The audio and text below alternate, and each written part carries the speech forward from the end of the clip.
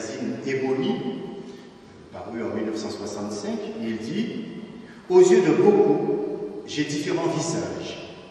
Responsable en matière de droits civiques, agitateur, fauteur de troubles et orateur.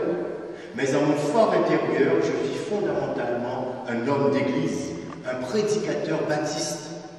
C'est à la fois mon être et mon héritage, car je suis le fils, le petit-fils, l'arrière-petit-fils d'un prédicateur baptiste. »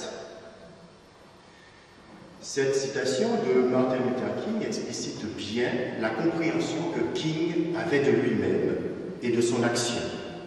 Il est d'abord et avant tout un homme d'église, un prédicateur baptiste. Il nous livre ses convictions intimes sur la prédication quand il dit « J'ai l'impression que la prédication est l'un des besoins les plus vitaux de notre société.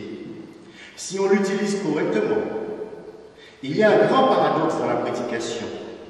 D'un côté, elle peut être très utile et de l'autre, elle peut être très pernicieuse. Selon moi, la sincérité ne suffit pas au pasteur qui prêche. Celui-ci doit être à la fois sincère et intelligent. » Martin Luther King voulait donc être un théologien prédicateur. Pour lui, les sermons devaient avoir un très fort ancrage existentiel. Il arrive trop souvent, dit-il, que des pasteurs instruits laissent leurs oreilles s'égarer dans le brouillard de l'abstraction théologique, au lieu de présenter la théologie à la lumière des expériences que vivent les gens.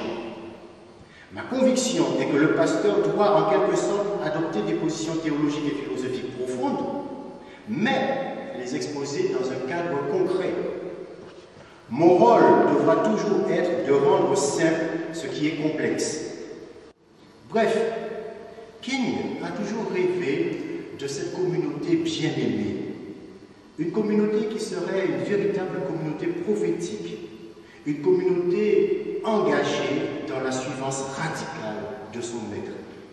Et c'est peut-être probablement l'interpellation la plus forte que l'on peut garder de lui.